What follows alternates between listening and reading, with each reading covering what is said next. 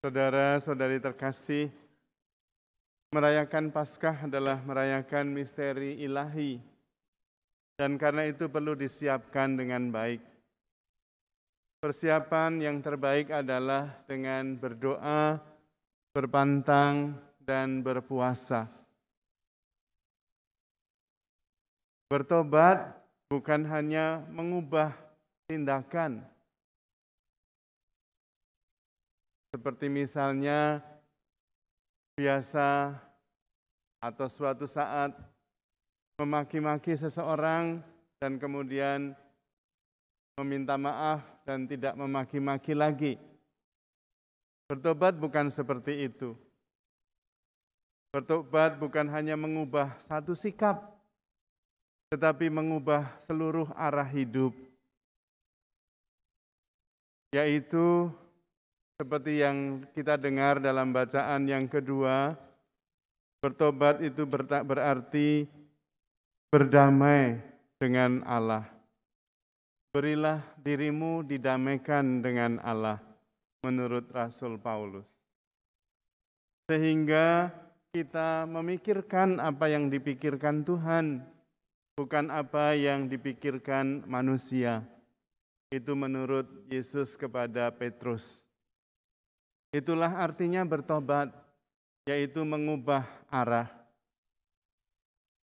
Mengarahkan hati kepada Tuhan, terutama Tuhan yang berdiam di hati kita masing-masing. Dan kalau arahnya sudah tepat, pasti sampai. Persoalannya kalau arahnya tidak tepat, biar cepat seperti apapun tidak akan sampai. Dan itu yang penting.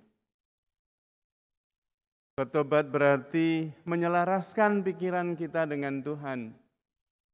Bersedia taat mengikuti kehendak Allah dan bukan kehendak kita sendiri. Pada prinsipnya itu, mendengarkan Tuhan yang berbicara di dalam hati kita.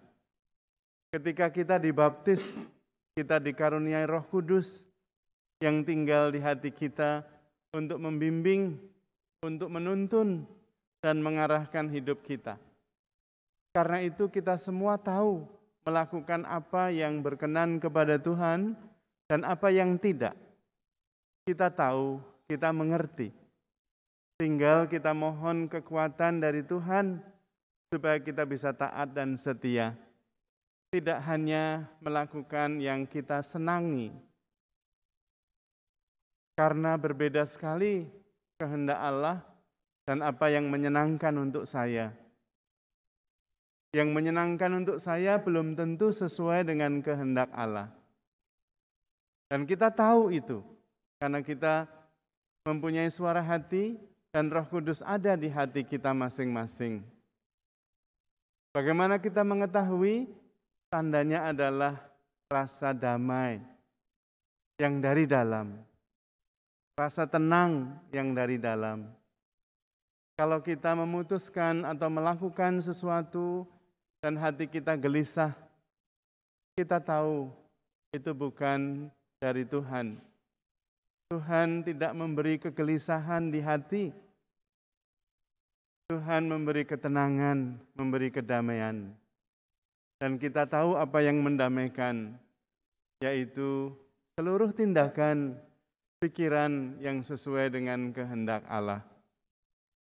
Kita perlu belajar terutama dari Santa Perawan Maria yang menyimpan segala perkara di dalam hatinya dan kemudian dengan tenang tanpa banyak kata-kata menjalankannya dengan tekun dan setia. Aku ini hamba Tuhan, terjadilah padaku menurut perkataanmu. Contoh kerendahan hati dan mengarahkan hidupnya sepenuhnya kepada Tuhan. Mungkin pada waktu itu Bunda Maria sudah punya bayangan karena dia tahu sudah ditunangkan dengan Yosef. Mungkin dia ingin menjadi istri yang baik, membangun keluarga. Tetapi kemudian tiba-tiba malaikat mengatakan dia akan mengandung dari Roh Kudus. Bagaimana nasibnya dengan Yosef, dia tidak tahu. Dia bertanya dan tidak mendapatkan penjelasan. Bagaimana hal itu terjadi? Roh Kudus akan turun atasmu dan makin tidak jelas. Karena itu Bunda Maria tetap setia dan mengatakan, terjadilah padaku menurut perkataanmu. Karena pada waktu itu sebetulnya, kalau sudah ditunangkan dan kemudian hamil, pihak laki-laki bisa mengatakan bahwa dia tidak hamil dari saya. Karena belum terjadi perkawinan, tidak boleh bertemu. Tapi itu berarti adalah hukuman mati, karena dia melakukan tindakan dosa di luar perkawinan. Disebut berzina seperti kasus wanita berzina dibawa kepada Yesus. Menurut hukum Musa, ia harus dilempari batu.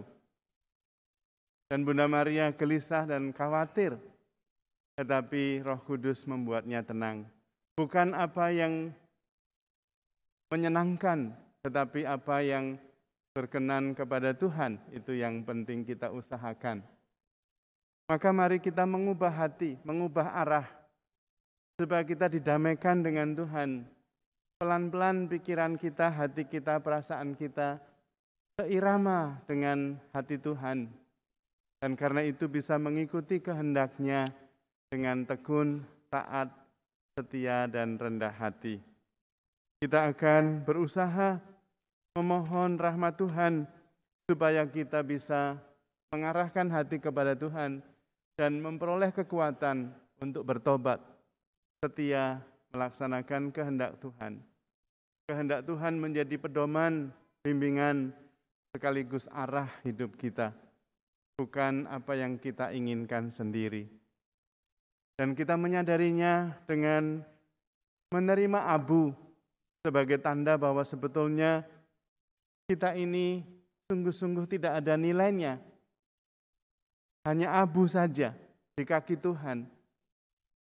Tetapi abu yang dicintai, abu yang ditebus, abu yang diberi nilai.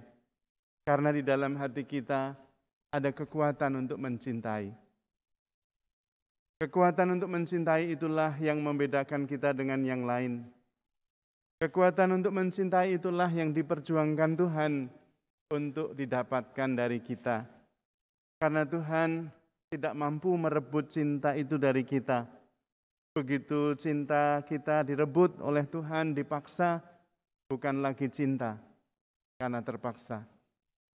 Cinta itu harus diberikan dengan ikhlas dan sukacita. Dan itu hanya bisa kita berikan oleh kita sendiri, bukan oleh paksaan. Karena itu kita diberi kebebasan, supaya kita bisa memberikan diri, hidup dan cinta kita kepada Tuhan. Kalau kita tidak diberi kebebasan, Tuhan tidak pernah mendapatkan cinta kita. Namun karena kebebasan itu juga, Tuhan mengambil resiko bahwa kita tidak memberikan cinta kita kepadanya, tetapi kebencian, kejahatan, dan dosa. Kita bisa karena kita diberi kebebasan. Tapi kebebasan itu sebetulnya tujuannya cuma satu, supaya kita bisa memberikan cinta kita secara bebas kepada Tuhan dan bukan karena terpaksa. Kalau Tuhan mempunyai satu ketidakmampuan, hanya satu saja, Dia tidak mampu memaksa kita mencintainya. Karena begitu memaksa, bukan cinta yang Dia dapat. Maka mari dengan ikhlas, sang debu itu yang dicintai oleh Tuhan begitu besar, dengan ikhlas hati memberikan cinta kita, hidup kita kepada Tuhan. Dan karena itu, debu itu menjadi kekasih Tuhan, karena mencintai Tuhan dan menerima cinta Tuhan. Kita menyiapkan hati kita dengan menyadari bahwa kita orang berdosa, hanya debu di kaki Tuhan, tetapi dicintai begitu besar. Kita hening sejenak untuk mengadakan pemberkatan abu yang akan diberikan di dahi kita sebagai tanda bahwa kita siap untuk bertobat. Hanya debu dan kembali menjadi debu, tetapi dicintai oleh Tuhan dan karena itu menjadi kekasih Tuhan.